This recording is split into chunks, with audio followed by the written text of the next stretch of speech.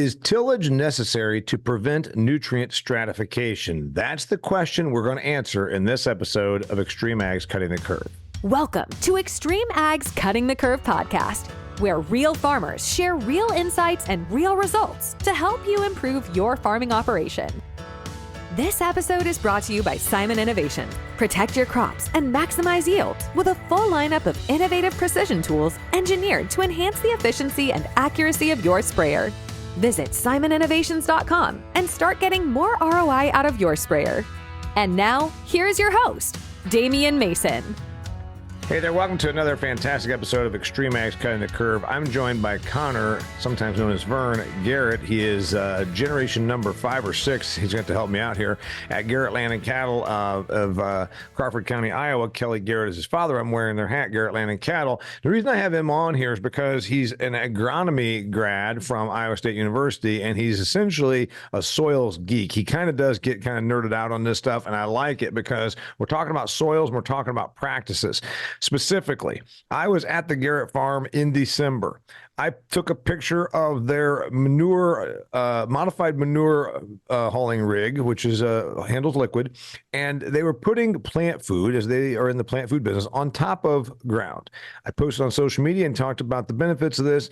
And what do you know? Some know-it-all that has to criticize everybody on social media said, that ain't going to do no good if you don't incorporate it. And I have heard these sorts of things before. I heard this as a dairy farm kid growing up, that you only get benefit from manure if you plow it in. I wondered about that my entire life. I still think this is wrong. And then I said, let's talk about nutrient stratification. So then I've set this up perfectly. Vern, do I need to till to get the nutrients down into the soil? I'm going to say absolutely not. I think that trying to solve nutrient stratification with tillage is kind of like you stub your toe and you decide to cut it off to fix it. You're making a small problem into bigger problems that are hurting you more down the line. Now, when I look at plant food or manure and take it versus dry P&K, that's what most no-till guys are using as well. How is no-till working at all, right? I mean, that dry needs rain to dissolve it into solution and take it down into the soil, and our plant food is just skipping that step. So I don't understand why it's worse right off the bat. It just smells fishy to me. How are we getting fertility at all? Yeah, so the first thing you're throwing out there is tillage, which we know better now, and your dad is really getting into this regenerative journey. And, you know, Gabe Brown's book talks a lot about in Dirt to Soil. He talks a lot about the damage to soil health, the soil structure in particular, through over tillage. There's a place and time for tillage, I'm sure. But yeah. What you're saying, your first statement there was, which everybody loves, write it down, dear listener. Doing a bunch of tillage to fix nutrient stratification is like cutting off your toe because you stubbed it. Okay, yeah, you'd have a little problem. You got a stubbed toe, but for God's sakes, now you're doing what could be everlasting damage by cutting it off. So when you look at nutrients not getting down the soil profile, it does happen eventually. Otherwise, as you said, no-till wouldn't work at all if nutrients didn't move up and down the profile. Correct. I mean, look at our NCGA entries. We've posted some pretty big yields with plant food as our main source of PK and S. And, you know, how are we even getting fertility to the plant?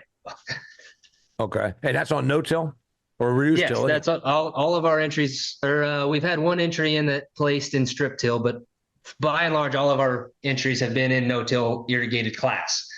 And so let's think about how this works. It's definitely a concern, nutrient stratification at no-till. If you just apply that dry to the top year after year after year, you're going to build up your levels in the top 2 inches or so, and it's going to have a harder time getting down there. But there are ways around that without tillage, and I would argue that you're still better off than going with tillage. And I'll explain that. First of all, let's think about a natural system, right? The residues are going to end up on the surface, whether that's your leaf, grass, whatever, in a native prairie. All your nutrient application, as it were, is going to be on the surface anyway.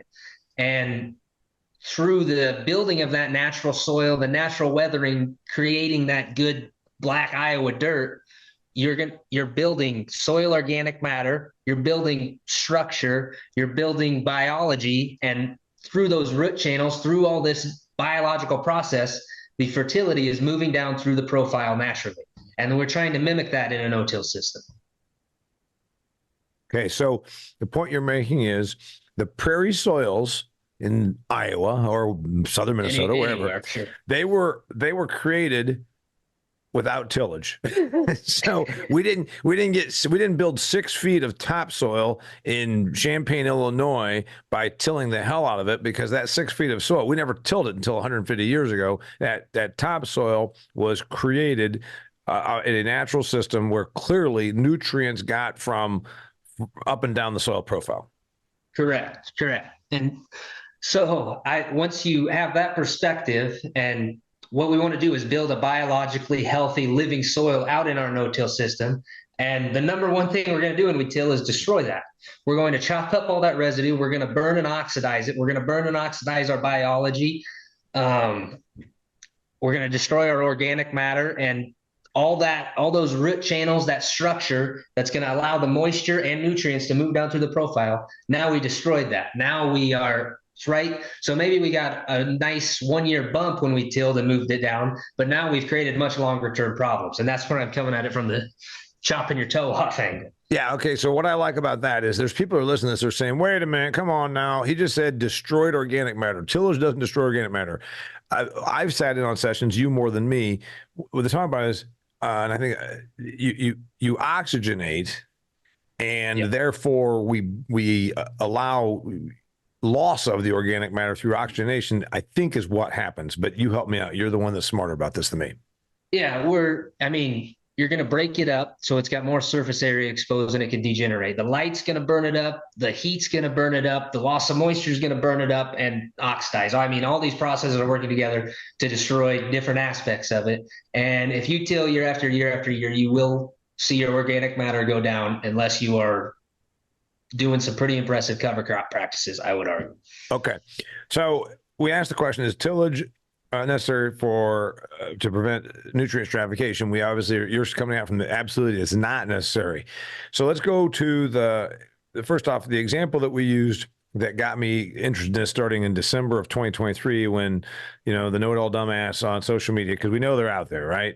All you got to do is log on to Twitter or Facebook and for very much longer or any other, and there's going to be somebody that ridicules you because they're a know-it-all dumbass. They've done everything. If you went and saw their farming operation, you might beg to quibble with that. But once they get behind their keyboard or their cell phone, they're a genius. So anyway, said that throwing that out there does no good if it's not incorporated. The first thing when I proposed this topic for this podcast with your old man and you, he said, well, if that was the case, we would stop doing it. We've been doing this for enough years that we clearly are using plant food broadcast over the top after harvest for a means of natural fertility bump. If it weren't working, we would stop. We've been doing it for 5 years. So answer it just from the very, that speaks for itself. Yeah, 100%. It would have quit. And then I'll tell you something else about plowing is that you're just going to stratify it in a different place. There's been a lot of research that you're effectively incorporating only 50% of your plow depth. So, even if you're plowing pretty deep, you're only going to end up in the 3 to 5 inch range anyway. You're not really going to get far below that seed, and it's not going to be a solution for you. Talking about this, I started to look into the research on it, and I found a study by Dr. Ray Wheel from the University of Maryland and Dr. John Grove from the University of Kentucky, and they looked at 2 soils here. They looked at one that was plowed to fix the stratification, and they looked at a no-till soil that did have some pretty severe stratification. And what they found was the uptake in the no-till field was 130% better than the tilled field, despite the stratification, because it was able to deliver that nutrition so much better to the plant roots. I want you to say just the part again. Okay, the credentials are real. They're from 2 university agronomic research studies, but the number again was on uptake. The no-till field had 130. The no-till field had 130% better nutrient uptake than the tilled field, despite stratification, was the conclusion of this study. Okay. And I thought the other, meaning even if there was stratification, meaning at the top, like in the top 2 inches, Yep. 3 inches, because that's the argument against no-till is that you're going to have all those resources in the top 2 to 3 inches, but your roots are down 7 or 8 inches. You said another thing though. You said tillage might get nutrients from the top 2 inches down, but then it just stratifies those nutrients at your plow layer, 6, 7, 8 inches is actually half of the plow layer. It doesn't effectively get it all the way down the shank. It's about halfway. So it's really pretty commonly 3 to 5 inch. You're stratifying right in the seed zone, but you're still above the main rooting zone anyway. And like I said, now you don't have the structure and organic matter and root channels to move it down into that root zone anyway. So you've created a bigger problem for yourself. I love it. All right. I want to hear about then ways to prevent nutrient stratification besides tillage and what methods you think are going to be employing and deploying there at Garrett Land and Cattle. Dear listener, I want to talk to you about Natures. Natures is one of our business partners here at XtremeAg. Natures is focused on providing you with the tools you need to succeed on your farming operation. You hear the guys a lot talk about spoon feeding and about putting nutrients out to feed the plant at critical times of influence. All the guys have talked about this. We've done webinars about it, and we're really big about this. Rather than just wasting fertility, eventually there's going to be environmental regulation that actually makes you track, log, document your fertilizer inputs. Trust me, it's coming. So why don't you get ahead of that curve and listen to Cutting the Curve? And how you can do that is putting out fertility that feeds a plant and does not end up in a water stream and an environmental disaster. You can do that with products like Nature's products powered by BioK. You can target specific periods of influence throughout the growing season and put it exactly where you want through precision placement. You can mitigate your stress, you can enhance your crop yield, and you can boost your farm's ROI, which is the most important thing, so your farm is not only around for your generation, it prospers to live on for the next generation. All right, I'm speaking to the next generation of Garrett Land and Cattle. I think he's the 6th generation. Since 1881 there in Crawford County, Iowa. We're talking to Vern Garrett, sometimes known as Vern, usually known as Vern. His real name is Connor. But either way, what's the deal then if you say, all right, I want to remain reduced to no-till, no-till to reduced till, and there is a reality that some nutrients are hung up in that top, so there is some stratification where there's a lot of nutrients hung in that top 2 inches. What do I do to make sure that they move up and down the soil profile minus tillage? So the idea I've heard about that most excites me is we're already running cover cropping, and that's going to concentrate some sugars and roots in the roots. The thing that's interesting, and I'd like to know more about this, is the method by which you kill the cover crop, how you're terminating it. I've heard about using heavy boron solutions to terminate your cover crop with killing it with boron, and what that does is it causes the plant to drive all the sugar into the roots, and so then you've moved all your fertility down as you kill the cover crop.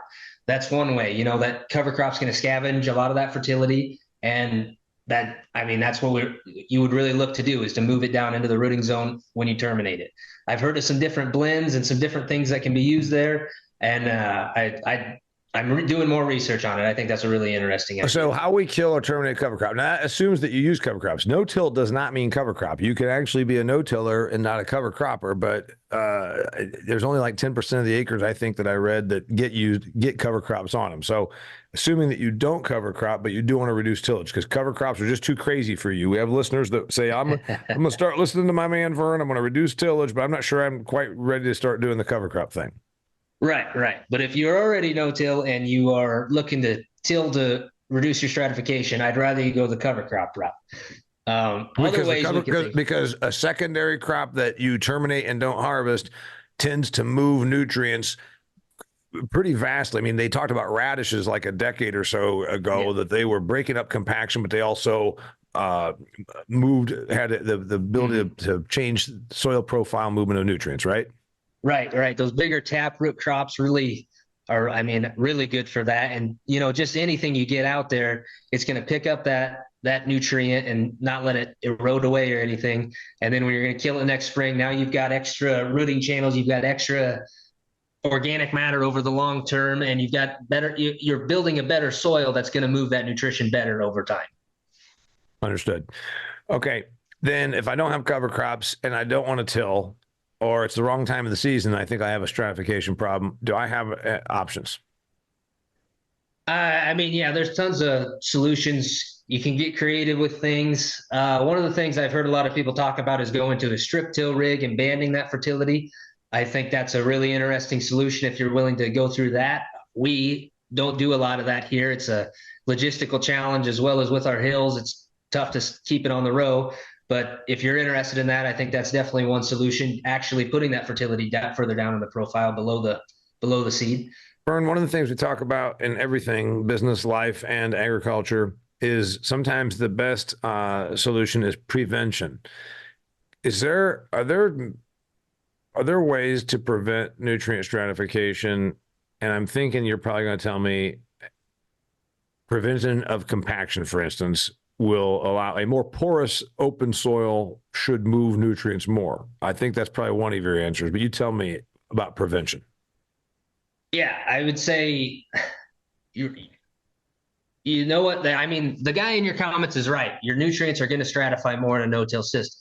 What I'm trying to tell you is that that's why not did you have to do that? I hated the guy. I don't even know who he is, but I'm such a hothead. When somebody spouts off to me on social media, I automatically hate them. I don't pull this thing of, oh, social media is a great place for discourse. If I want discourse, I'd go to, I go back to high school gym class where I had to fight people because they tried to say they're a better athlete than me. I don't want discourse on social media.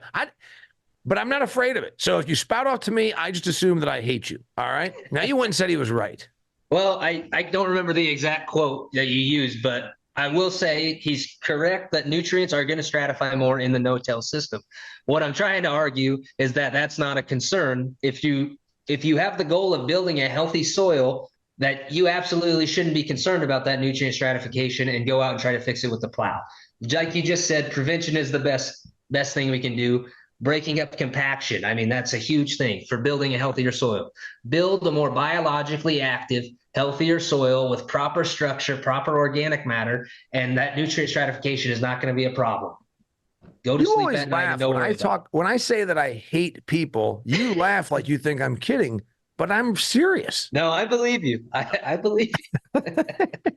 All right, answer me this. Actually, what he said was that it didn't do any good if you didn't incorporate it. That's not true. And that's where I've always quibbled because, again, I was a dairy farm kid, and you're talking clear back 40 years ago, you would get told that if you didn't incorporate the manure in, that you were getting no value from it. It didn't make sense to me as a FFA soil judger. It doesn't make sense to me now today, working in ag, talking to guys like you. Is there a case be made that you're putting it maybe more where it needs to be? Maybe. Is there a case be made, for instance, if you pumped in liquid hog or dairy manure, let's say, and you put it at that 7-8 inch layer level, you could make the case that the moisture is going to get in there and do a little bit more good versus if it was blown on top where it's going to evaporate. You could make the case that somehow it might be meeting with bacteria that can break it down. I could almost buy some of that, but I also, soil is a living and breathing thing, and it naturally, as you talked about from the prairie soils that you described, moves nutrients up and down, or we wouldn't have had those prairie grasses 300 years ago when the pioneers started walking across the Illinois. Right. There's pros and cons to each of it, and I'm going to tell you the list of cons is way more longer when it comes to tilling it, and there's way better solutions. Another thing I think, that we use is Netafim subsurface drip irrigation. When we've got that, we can deliver the fertility down below too. So, I mean, there's just all kinds of different ways you can think around this before you go get the moldboard plow out. There you go. So if you had a subsurface drip irrigation system, obviously you can put nutrients down in the 12 to 14 inch layer, then they're working their way up or being pulled up by the roots. And then the stuff you're putting on top is so then you're meeting in the middle kind of thing. Right. What about the actual degradation of the stuff? Like I was just saying, like that, like the guy that commented on the post that I decided I hate. He says that you're wasting the nutrient. Is there such a thing as a waste of nutrient? If I put plant food or manure or whatever it is out on top of the soil without plowing it in, without incorporating it, is it wasted? I'm kind of the opinion that nutrients can neither be wasted, can be created nor destroyed, sort of like matter, but maybe I'm wrong. in a hot, dry time, you might lose some of that nitrogen to the air.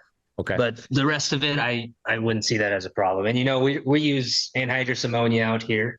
And so that's not, our plant food's not as huge for us for a nitrogen source.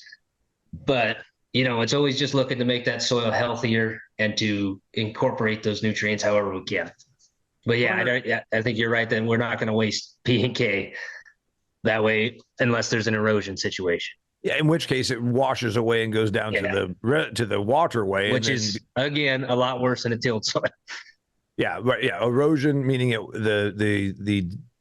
the resources lost, meaning it in a plowed soil washes down the hill to a creek to a river, and you did lose the nutrient, but it wasn't because it was applied on top. It's because it was going to happen anyhow, and erosion is worse on tilled soils.